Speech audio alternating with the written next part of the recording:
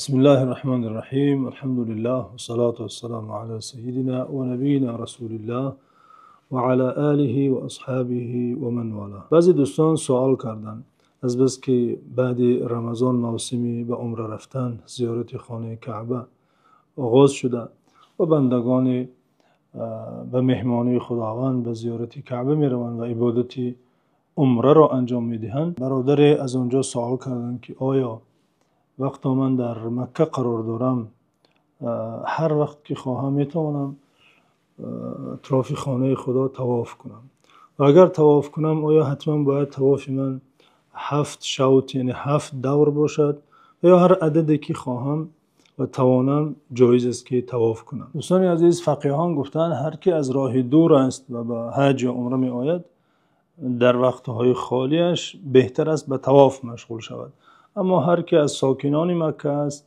بهتر است نماز گذارد که نماز در حرم مکه برابر به 100,000 یک رکعت برابر به 100,000 رکعت است. اما در مسئله عدد شوط ها باشد، بله، وقتی که زائر طواف های فرضی و واجبیش را ادا می کند هر وقت که خواهد می تواند هر عددی تواند جایز است که طواف کند.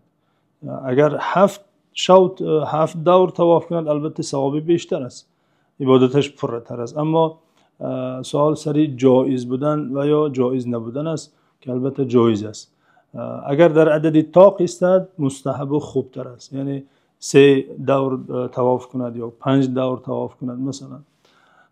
بله، اگر عذر پیش آمد، بیماری، خستگی، هر عددی که طواف کرده باشد میتواند جمع بست کند، 2 رکعت نماز گذارد و رفته استراحت کند. دلیل این مسئله حدیثی است که امام عبدالرزاق در مصنف خود که کتاب حدیثی و فقهی معتبر است زیر حدیثی رقمی 8977 از صحابی بزرگوار عبدالله ابن عباس روایت کردند که ایشان گفتند من طاف بالبیت فبدت له حاجة فلينصرف على وتر وليركع ركعتين.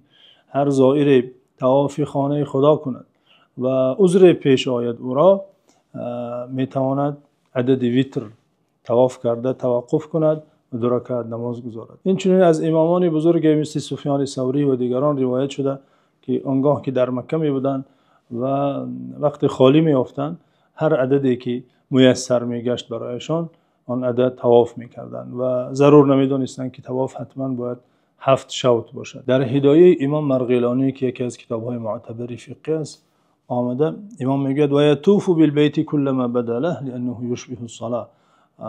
زائر هر وقت که در مکه است و برایش میسر گردد هر مقداری که خواهد طواف کند، زیرا طواف مانند نماز نفل است. طواف نافله مانند نماز نفل است که نماز را میتونی 2 رکعت نماز گذاری، میتونی 20 رکعت نماز گذاری، اختیار به توست.